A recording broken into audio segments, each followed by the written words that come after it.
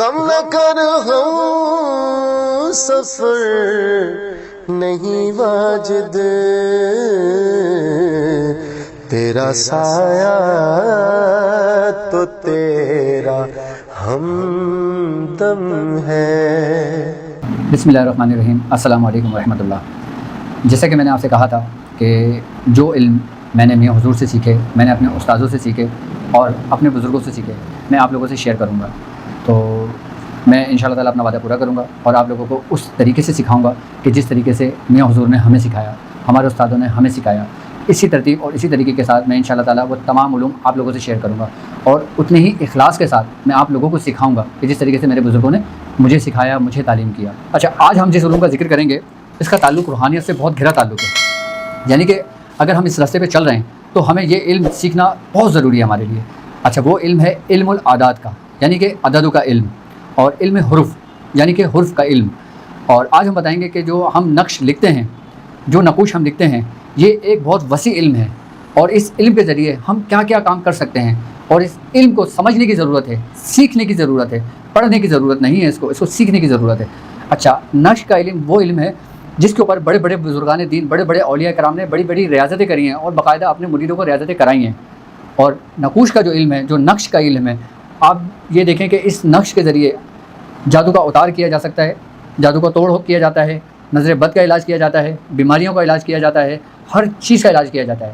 لیکن کون سا نقش ہم نے کب لکھنا ہے، کون سا نقش ہم نے کب نہیں لکھنا، کون سا نقش کس ساتھ میں لکھنا ہے، کون سا نقش کس ساتھ میں نہیں لکھنا، ہم اس کو سمجھیں گے، اس کو سیکھیں گے، اور میں اسی ترتیب سے آپ کو سکھاؤں گا جس طریقے سے روحانی مشق میں نے اس راستے کی بنیاد رکھی ہے، اسی ترتیب سے علم نقوش کی بھی میں بنیاد رکھوں گا کہ علم نقش ہم کس طریقے سے سیکھ سکتے ہیں، کس طریقے سے ہمیں سیکھنا چاہیے۔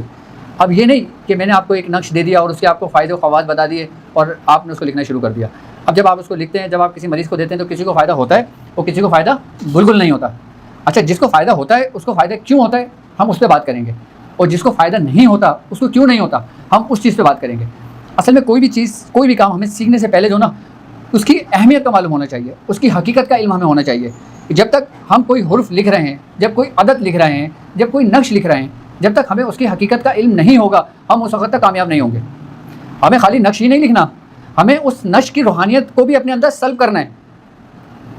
عددوں کے علم کی اگر بات کی جائے تو عددوں کی بھی ایک اپنی روحانیت ہے، آئی بات سمجھ میں؟ اور آپ یہ دیکھیں کہ اگر ہم عددوں کی کیلکولیشن دیکھتے ہیں، یعنی کہ 1 سے لے کے 9 تک یہ عدد ہیں، تمام کائنات کا علم جو نا، ان جو 9 کا عدد ہے نا، 1 سے لے کے 9 تک، یعنی کہ 1 2 3 4 5 6 7 8 اور 9، یہ 1 سے لے کر 9 تک یہ جتنے بھی عدد ہیں نا، ان سمجھ لو کہ اس میں پوری کائنات پوشیدہ ہے، اس کی ایک بہت بڑی روحانیت ہے۔ یعنی کہ اگر ہم روحانیت کے راستے پہ چل رہے ہیں اور روحانی علم سیکھ رہے ہیں تو ہمیں اس کا علم ہونا اتنا ضروری ہے کہ جیسے جسم کے اندر روح کا ہونا ضروری ہے، یعنی کہ اگر جسم میں سے روح نکل جائے تو جسم کسی کام کا نہیں رہتا۔ اسی طریقے سے روحانیت کے راستے میں علم العدد کی حیثیت بالکل روح کی طرح ہے۔ کیوں کہ اللہ رب العزت قرآن پاک میں فرماتا ہے سورہ کہ ہم نے ہر چیز کو عددوں میں پوشیدہ کر دیا، یعنی کہ اللہ تبارک تعالیٰ نے اپنے جو راز ہیں نا، کائنات کے جو راز ہیں وہ ان عددوں کے اندر پوشیدہ محفوظ کر دیا۔ اب اللہ تعالیٰ نے ان عددوں کو اس میں پوشیدہ کرا ہے تو کیوں کرا ہے، اور اس کی روحانیت کے ذریعے، ان عددوں کی اہمیت کے ذریعے ہم اس جو راز اللہ تعالیٰ نے پوشیدہ کیا ہے، ہم انشاءاللہ تبارک تعالیٰ اس کو آہستہ آہستہ جب آپ کو بیان کرنے شروع کریں گے تو آپ اس کے اسرار اور رموز سے بالکل اچھی طریقے سے واقف ہونا شروع ہو جائیں گے۔ آپ آئی بات سمجھ میں؟ اب آپ یہ بات دیکھیں کہ علم العدد جو ہے، کیا علم العدد، یہ وہ علم ہے کہ جو سب سے پہلے حضرت ادریس علیہ السلام پہ اتارا گیا، پھر وہاں سے اس کا سلسلہ چلا تھا۔ اب ان 1 سے لے کے 9 کے عدد میں جو راز پوشیدہ ہیں وہ کیا ہیں؟ اچھا، اب ان عددوں کے جو آپ کی زندگی پہ اثرات مرتب ہوتے ہیں وہ کیا ہوتے ہیں، ہم اس پہ بات کریں گے۔ کیا عددوں کے جو اثرات ہوتے ہیں نا، عددوں کی جو روحانیت ہوتی ہے وہ انسان کی شخصیت پہ بہت گہرا اثر رکھتی ہے۔ اس راستے پہ چلنے والوں کے لیے اس کی حقیقت سے آشنا ہونا، عددوں کے علم سے آشنا ہونا بہت ضروری ہے۔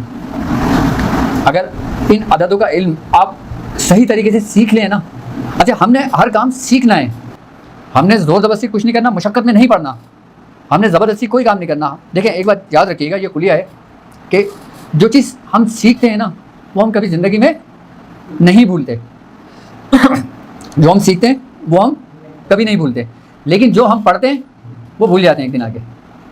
ہم نے پڑھنا نہیں ہے، ہم نے سیکھنا ہے، ہم نے روحانیت کو اپنے اندر جذب کرنا ہے۔ عقل مند شخص وہی ہے جو دوسروں کے تجربوں سے خود فائدہ اٹھائے، نہ کہ خود تجربہ کرے۔ ایسا ہی ہے نا؟ عقل مند شخص کون ہے؟ جو دوسروں کے تجربوں سے فائدہ اٹھائے۔ اب دوسروں کے تجربوں سے فائدہ اٹھانے سے مقصد کیا ہے؟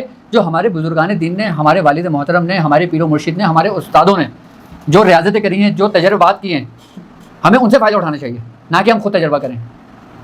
اب ہم نے جو اپنے والد صاحب کے ساتھ اتنی زندگی گزاری ہے نا، ہم نے ہر اسٹیپ بائی اسٹیپ، ہر لمحے کوئی نہ کوئی علم سیکھا ہے ان سے۔ اب ہم نہیں چاہتے کہ وہ چیز ہم تک محفوظ و پوشیدہ رہے۔ اب ہم اس علم نقوش کی بات کرتے ہیں، علم العدد کی بات کرتے ہیں۔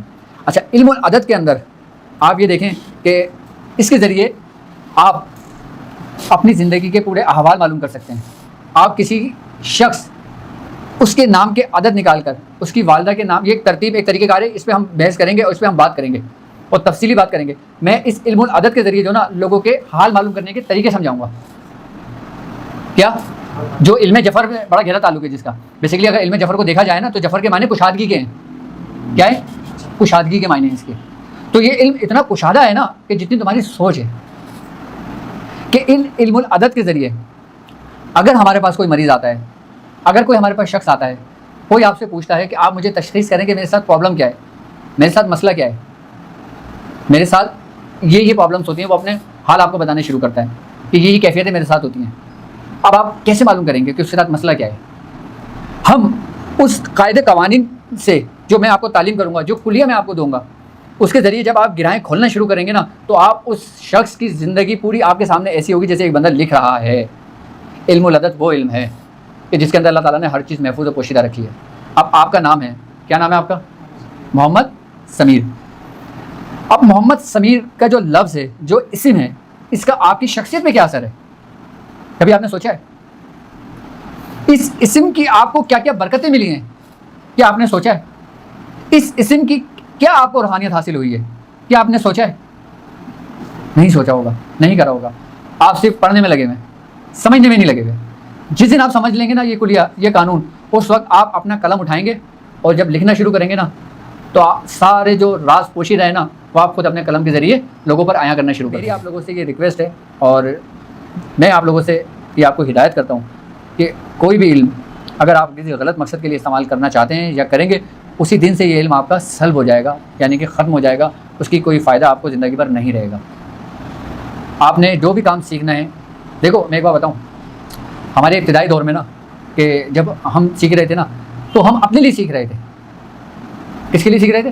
ہم اپنے لیے سیکھ رہے تھے۔ میں اپنی بات بتا رہا ہوں آپ کو اور یہ حقیقت بات بتا رہا ہوں کہ ہر شخص علم اپنے لیے سیکھتا ہے، کوئی دوسروں کے لیے نہیں سیکھتا۔ جو لوگ کہتے ہیں نا کہ میں لوگوں کی خدمت کروں گا، یہ کروں گا، وہ کروں گا، وہ تو بات کی بات ہے، لیکن پہلے تم اپنی تو کر لو اصلاح۔ تو میں نے جو علم سیکھا تھا نا یہ میں نے اپنے لیے سیکھا تھا، اور جب کوئی چیز آپ اپنے لیے کرتے ہو نا تو بڑے احسن انداز میں کرتے ہو اور ایمانداری کے ساتھ کرتے ہو، کیونکہ آپ کو پتہ ہے کہ اس کا فائدہ مجھے ہی ہونا ہے، اس کا فائدہ مجھے ہی ہونا ہے، اس لیے آپ ایمانداری کے ساتھ سیکھتے ہو، اس لیے آپ ایمانداری کے ساتھ پڑھتے ہو، اس لیے آپ مخلص ہو کے اپنا کام کرتے ہو۔ آئی بات سمجھ میں؟ اب جب میں نے علم اپنے لیے سیکھا، ایک وقت ایسا آیا کہ مجھے احساس ہوا کہ یہ علم مجھ تک ہی محدود نہیں رہنا چاہیے، تو میں نے یہ فیصلہ کیا کہ اب میں یہ علم آپ لوگوں سے شیئر کروں، تاکہ جس طریقے سے میاں حضور نے میری تربیت کی ہے، میری تعلیم و تربیت کی ہے، مجھے یہ علم سکھایا ہے، میں بالکل اسی طریقے سے آپ لوگوں کو یہ سکھانا چاہتا ہوں۔ لیکن آپ لوگوں سے ایک ہی ریکویسٹ ہے، کیا کہ اس علم کو بالکل اخلاص کے ساتھ مخلص ہو کر سیکھیں اور اپنے لیے سیکھیں، کیونکہ جب آپ اپنے لیے سیکھیں گے تو آپ ہر کام توجہ کے ساتھ کریں گے۔ اب جو لوگ میرے ساتھ اس سفر میں شامل ہیں، جو لوگ میرے ساتھ اس سفر میں چل رہے ہیں، یا جو لوگ نئے آنے والے ہوں گے جو یہ علم سیکھیں گے یا یہ علم سیکھنے کی جستجو رکھیں گے، وہ میرے فرسٹ اسٹیج سے میرے ساتھ چلیں گے۔ جو لوگ میرے ساتھ بالکل ابتدائی سے چلیں گے نا وہ مجھے بہت عزیز ہے، کیونکہ ان کی محنت مجھے عزیز ہے۔ وہ جو تکلیف جو پریشانیاں اٹھائیں گے نا اس کا احساس مجھے ہوگا۔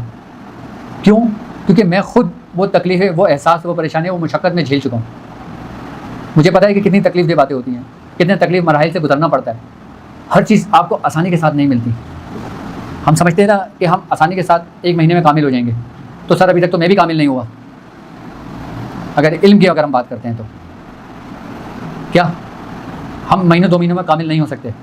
علم ایک ایسا سمندر ہے کہ آپ اس میں جتنا ڈوبتے جائیں گے نا آپ اتنا اس کی گہرائی میں جاتے جائیں گے. اور یہ ایک واحد علم ہے جو روحانیت کا علم ہے کہ کوئی شخص اس میں کامل و مکمل نہیں ہو سکتا. اس میں کامل اور مکمل صرف ایک ہی ذات ہے اور وہ ہے سرکار دو عالم صلی اللہ علیہ وسلم کی ذات مبارکہ, کہ جو اس میں بالکل مکمل ذات ہے, جو ہمارے لیے ایک آئیڈیل پرسنالٹی ہے, جو ہمارے لیے جینے کا ایک بہترین طریقہ ہے. اور اس رستے پہ چلنے کے لیے ان کی عادات ہمارے لیے ایسے ہی ہے کہ جیسے جس میں تمہاری روح. اگر ہم سرکار دو عالم صلی اللہ علیہ وسلم کی عطاعت کے بغیر, شریعت پہ چلے بغیر, کیا شریعت کے رستے پر چلے بغیر اگر ہم اس رستے پہ چلتے ہیں نا تو یہ سمجھ لیں کہ ہمیں گمراہی کے 90% ہمارے چانس ہیں کہ ہم گمراہ ہو جائیں. کیونکہ جب انسان اس رستے پہ چلتا ہے نا, جب اس کے ساتھ جب اس کا کشف کھلتا ہے, جب اللہ تبارک و تعالیٰ اس کو عجائبات دکھاتا ہے تو اس میں اس کو گمراہ ہونے کا چانس ہوتا ہے. تو وہ اس کا استاد ہوتا ہے, وہ اس کا پیر و مرشد ہوتا ہے جو اس کو گمراہی سے بچاتا ہے. کیوں؟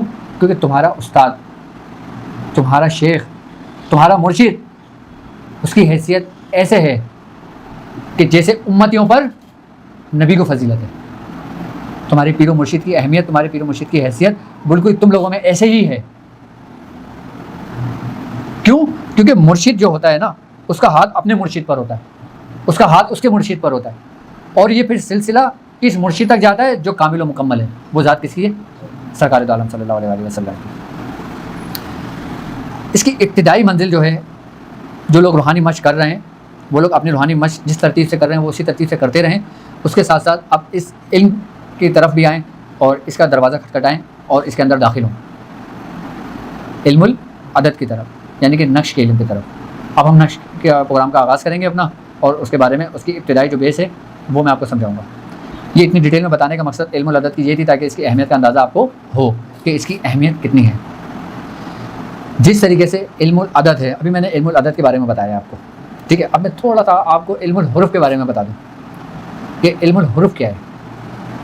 علم الحروف بیسیکلی یہ ایک پوشیدہ اور محفوظ علم ہے. نبی کریم صلی اللہ علیہ وسلم نے فرمایا کہ اللہ رب العزت نے قرآن پاک کو 7 حروف پر اتارا. کتنے؟ 7 حروف پہ اللہ تعالیٰ نے قرآن پاک کو اتارا. وہ 7 حروف کیا ہیں ہم اس پہ بات کریں گے.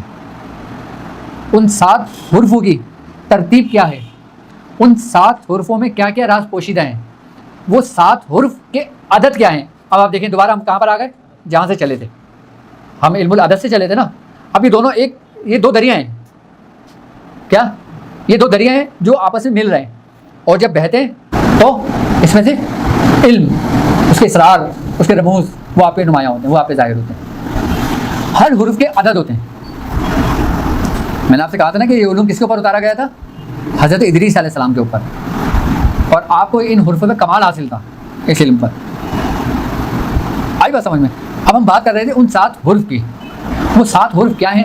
وہ 7 حروف جو ہے نا وہ بیسکلی ہیں حروف تہجی. کیا ہیں؟ حروف تہجی. اب آپ کے دماغ میں یہ خیال آئے گا, یہ سوچ آئے گی کہ حروف تہجی میں تو 28 حروف ہیں. کتنے حروف ہیں؟ آپ نے ذکر کیا تھا؟ 7 حروف کا. اب جو حروف تہجی ہیں جس کو ہم کہتے ہیں ابجد, حوض, حتی, کلمن, صافس, قریشت, ثقل اور دوغت, یعنی کہ دوات, زوئیں اور غین, یہ کیا ہیں؟ یہ حروف تہجی ہیں. اچھا, جس طریقے سے علم العدد کی ہم بات کر رہے تھے تو ان حروفوں کو بھی 4 حصوں میں تقسیم کیا گیا ہے. حروف تہجی کو کتنے حصوں میں تقسیم کیا گیا ہے؟ 4 حصوں میں تقسیم کیا گیا ہے. وہ 4 حصے کون سے ہیں؟ آتشی, بادی, آبی اور خاکی, کہ جس سے حضرت آدم علیہ السلام کی تخلیق ہوئی تھی. یہ وہی 4 عناصر ہیں, یعنی کہ یہ زندگی ہے. کیا ہے؟ یہی ظاہر ہے اور یہی باطن ہے. اب حروف تہجی کو 4 حصوں میں تقسیم کر دیا گیا, آتشی, بادی, آبی اور خاکی. ٹھیک ہے. اب 4 حصوں میں تقسیم کرنے کے بعد ایک حرف, یعنی کہ جو حصہ آتشی ہے اس کے اندر کتنے حروف ہیں؟ 7. 7 حروف آتشی ہیں, 7 حروف آبی ہیں, 7 حروف بادی ہیں, 7 حروف خاکی ہیں. یعنی کہ 7 کی تقسیم آ گئی. اللہ تبارک تعالیٰ کیا کہہ رہا ہے کہ ہم نے قرآن کو 7 حروف پہ نازل کیا, ذات میں ترتیب کیا. اچھا, حروف کا علم ہے, سمجھنے والی بات ہے یہ کہ حروف کا علم علم ہے، عبارت کا علم معلومات ہے. یعنی کہ اب تمہارا نام ہے فتح یاب، حروفوں سے مل کے بنا ہے نا. اب جیسے میں کوئی بات کر رہا ہوں، اب یہ حروفوں سے مل کر عبارت بنی ہے نا. اصل علم کیا ہے؟ جو حروف کا علم ہے، جو پوشیدہ ہے. آئی بات سمجھ میں؟ اب حروف تہجی کو کتنے حصوں میں تقسیم کیا گیا؟ 4 حصوں میں تقسیم کیا گیا. اچھا، یہ جو تقسیم ہے نا، یہ تمہاری تقسیم نہیں ہے. حروفوں کی جو ترتیب ہے نا، یہ تمہاری ترتیب نہیں ہے، یہ تمہارے رب کی ترتیب ہے. آئی بات سمجھ میں؟ اب ان حروفوں کو ہم کیسے استعمال کر سکتے ہیں؟ آپ ان حروفوں کو ملا کے تو تعویذ بناؤ گے نا بھائی، ایسا ہی ہے نا. آپ نقش لکھ رہے ہو، آپ کو اس کا پتہ نہیں ہے کہ وہ کیا ہے، بس آپ اس بات میں خوش ہیں کہ بھائی یہ قرآن کی آیت ہے، کہ قرآن کی آیت ہے تو اس کا فائدہ ہوگا. کیوں؟ کیونکہ آپ نے پڑھا ہوا کیا کہ ہم قرآن نازل کرتے ہیں جو مومنوں کے لیے شفا ہے. بے شک یہ حق ہے، یہ قرآن مومنوں کے لیے شفا ہے، یہ ظالموں کے لیے بڑے نقصان دہ، بہت خسارے کی چیز ہے یہ. اب ہم علم جو نقش لکھتے ہیں نا، آئی بات سمجھ میں؟ ایک تو اس کی روحانیت ہوتی ہے، اس کلام الہی کی روحانیت ہوتی ہے جو ہم لکھتے ہیں، اس نے تو شفا دینی ہے. لیکن بعض بھی مریض کہتے ہیں کہ ہمیں فائدہ نہیں ہوا، جبکہ آپ نے تو اس کو قرآن کی آیت کا ہی نقش دیا تھا نا، لیکن اس کو فائدہ نہیں ہوا. لیکن بعض کو دیتے ہو فوراً فائدہ ہو جاتا ہے. اس کا مطلب کیا تھا؟ اس کا مطلب یہ تھا کہ جو آپ کی توجہ تھی نا ان حروفوں کی جو روحانیت تھی، آئی بات سمجھ میں؟ آپ نے اس کو صحیح طریقے سے ترتیب نہیں دیا تھا. اب میں آپ کو ایک نقش تعلیم کر دوں اور کہہ دوں کہ یہ نقش ہے، یہ آپ نے لکھنا ہے، آپ ساری زندگی لکھتے رہیں گے. آپ اس کو سمجھیں گے کب؟ آپ اس کو سمجھیں گے کب؟ ہمیں سمجھنا ہے، ان حروفوں کو سمجھنا ہے. اچھا میں آپ کو ایک بات بتاؤں، ان حروفوں کی جو اہمیت ہے، ان حروفوں میں جو نا یہ بیسیکلی ہیں علامتیں. کیا ہیں؟ علامت ہے.